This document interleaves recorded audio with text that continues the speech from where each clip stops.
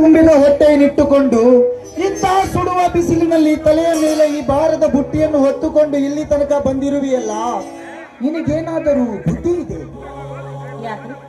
ಯಾಕಂತೀರ? ಅಲ್ಲರಿ, ನಾನು ಬಸರಿ ಇದ್ದ ಮಾತ್ರಕ್ಕೆ ಈ ರೀತಿ ಬುತ್ತಿ ತೆಗೆದುಕೊಂಡು ಬಂದ್ರೆ ನಾನೇನು ಕರೆಗೆ ಹೋಗಿ ಬಿಡ್ತೀನೇನ್ರಿ? ಅಲ್ಲ, ನಮಗೋಸ್ಕರ ಈ ಬಿಸಿಲಿನಲ್ಲಿ ಹಗಲು ರಾತ್ರಿ ಅನ್ನದೆ ಇಷ್ಟೊಂದು ಕಷ್ಟಪಟ್ಟು ಬೆವರು ಸುರಿಸಿ ದುಡಿತಾ ಇದ್ದೀರಲ್ಲ, ನಿಮಗೆ ಒಂದು ತುತ್ತು ಅನ್ನ ಹಾಕುವುದಕ್ಕೆ ನನಗೆ ಕಷ್ಟ ಆಗುತ್ತೇನ್ರಿ? ಸರೋಜಾ, ಇಂಥ ಸಮಯದಲ್ಲೂ ಕೂಡ ನಿನಗೆ ಕೊಡಬಾರದ ಕಷ್ಟವನ್ನು ಕೊಡುತ್ತಿರುವ ಈ ನಿನ್ನ ಪಾಪಿಯ ಗಂಡನನ್ನು ಕ್ಷಮಿಸಿ ಬಿಡು ಸರೋಜಾ, ಕ್ಷಮಿಸಿ ಬಿಡು. ಅಯ್ಯೋ ಅಯ್ಯೋ ದೇವರೇ, ಯಾಕೆ ನಮಗೆ ಈ ರೀತಿಯ ಕಷ್ಟವನ್ನು ಕೊಟ್ಟು ಪರೀಕ್ಷೆ ಮಾಡುತ್ತಿರುವಿ? ಯಾವ ಸಾಧನೆಗಾಗಿ ನಮಗೆ ಈ ರೀತಿ ಶಿಕ್ಷೆಯನ್ನು ಕೊಡುತ್ತಿರುವಿ? ಹೇಳು ದೇವಾ, ಹೇಳು.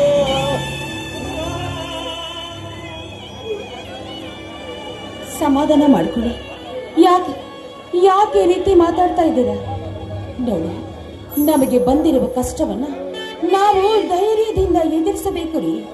ಕಷ್ಟ ಬಂತು ಅಂತ ಕಣ್ಣೀರು ಸುರಿಸುತ್ತಾ ಕುತ್ಕೊಂಡ್ರೆ ಕಷ್ಟ ನಮ್ಮನ್ನ ಬಿಟ್ಟು ಓಡಿ ಹೋಗುತ್ತೆ ಅಂತ ತಿಳಿದುಕೊಂಡಿದ್ದೀರಾ? ಖಂಡಿತವಾಗಿಯೂ ಇಲ್ಲ ರೀ. ನೋಡಿ, ನಾವು ಕಷ್ಟದಲ್ಲಿದ್ದೀವಿ ಅಂತ ಕೊರಗುವುದಕ್ಕಿಂತ ನಮಗಿಂತ ಕಷ್ಟದಲ್ಲಿರುವವರನ್ನ ನೋಡಿ ನಾವು ಜೀವನ ಮಾಡಬೇಕು ರೀ. ಅದು ಬಿಟ್ಟು ಈ ರೀತಿ ಕಣ್ಣೀರು ಹಾಕುವುದು ಒಳ್ಳೆಯದಲ್ಲ. ಬನ್ನಿ, ಕಷ್ಟನೋ ಸುಖನೋ ಇದ್ದ ಕಷ್ಟದಲ್ಲಿ ನಮಗಿರುವ ಗಂಜಿಯನ್ನ ಸಮನಾಗಿ ಹಂಚಿಕೊಂಡು ಊಟ ಮಾಡೋಣ. ಬನ್ನಿ, ಊಟ ಮಾಡೋಣ. ಸರೋಜಾ, ನೀನು ಊಟ ಮಾಡಿದೀಯಾ? ಎಂತ ಮಾತು ಕೇಳ್ತಾ ಇದ್ದೀರಾ? ಅಲ್ಲರಿ, ನೀವು ಊಟ ಮಾಡದೆ ಹೊರತು ಅದು ಅಮೃತವಿದ್ದರೂ ನಾನು ತಿನ್ನೋದಿಲ್ಲ ಅಂತ ನಿಮಗೆ ಗೊತ್ತಿಲ್ಲವೇನು? ಸರೋಜಾ, ಸರೋಜಾ, ನಿನಗೆ ಯಾವ ರೀತಿ ಹೇಳಬೇಕೆಂದು ನನಗೆ ಒಂದು ಅರ್ಥವಾಗುತ್ತಿಲ್ಲ. ಸರಿ, ಈಗಲಾದರೂ ನನ್ನ ಜೊತೆ ಊಟ ಮಾಡು ಬಾ. ನಾನೇ ನನ್ನ ಕೈಯಾರೆ ನಿನಗೆ ಊಟ ಮಾಡಿಸುವೆ. ಹಾಗೆ ಆಗ್ಲಿರಿ. ಇದಕ್ಕಿಂತ ಹೆಚ್ಚಿನ ಭಾಗ್ಯ ಹೆಣ್ಣಿಗೆ ಮತ್ತೇನಿದೆ ಹೇಳಿ?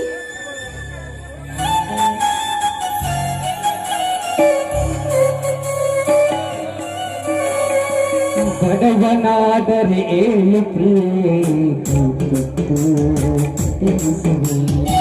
ಬಡವನಾದರೆ